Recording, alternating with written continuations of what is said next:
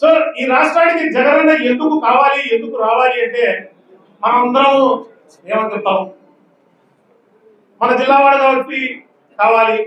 Okay, అది కూడా ఒక కారణమే. మనం ఈ పార్టీలో ఉన్నాం కాబట్టి ఈ పార్టీ అధికారంలోకి రావాలి, అది కూడా కారణమే. మనం అభిమానించే నాయకుడు జగనన్న కాబట్టి ఆయన ముఖ్యమంత్రి కావాలా, అది కూడా కారణమే. ఇవన్నీ కాకపోకుండా ప్రధాన కారణం వాళ్ళు చాలా ఉన్నాయి.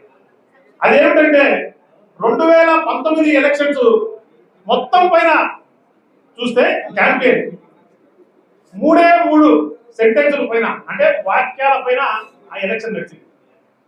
అదేమిటంటే నేను చూశాను, నేను విన్నాను, నేను ఉన్నాను. అది జగన్మోహన్ రెడ్డి గారు ఏదైతే చెప్పినాడో ప్రజలలో నుంచి పుట్టుకొచ్చింది మేనిఫెస్టో. ఆ మేనిఫెస్టోనే ఒక పరమావధిగా భావించి అధికారంలోకి వచ్చిన తర్వాత ఏ కులానికి, మతానికి లేదా ప్రాంతానికి, పార్టీకి సంబంధం లేకపోకుండా ప్రతి ఒక్కరికి కూడా చేరవేసినటువంటి ఘనత శ్రీ వైఎస్ జగన్మోహన్ రెడ్డి గారిది. దగ్గర దగ్గర 2,80,000 కోట్లు డైరెక్ట్ డీబీటీ ద్వారా ప్రజల అకౌంట్లోకి వేసినటువంటి ఘనత శ్రీ జగన్మోహన్ రెడ్డి గారు.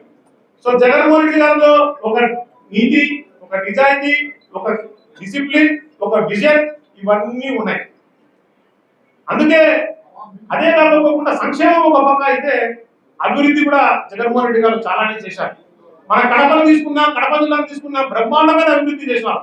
అవన్నీ మనం చూసినాము, మన అందరూ కళ్ళ ముందరనే ఉండాలి. అదే కాకుండా ఈ రాష్ట్రానికి 17 కొత్త మెడికల్ కాలేజీలు కావచ్చు, హార్బర్లు కావచ్చు, షిప్పింగ్ హార్బర్లు కావచ్చు, కొత్త పోర్టులు కావచ్చు, ఉద్దానం కిడ్నీ సమస్యను తీర్చిన విధానం కావచ్చు, అట్లా చెప్పుకుంటా పోతే అభివృద్ధి కూడా ఎన్నో చేశారు జగన్మోహన్ రెడ్డి గారు. ఎయిర్పోర్ట్స్ కావచ్చు, అట్లా ఎన్నో. తెలంగాణ అంతా కలుపుకుంటే ఒక ఎయిర్పోర్ట్ ఉంది. అదే మన రాష్ట్రంలో తీసుకుంటే దగ్గర దగ్గర 10 ఎయిర్పోర్ట్లు పైన ఉన్నాయి. సో దయచేసి గమనించాలని కోరుతున్నాం.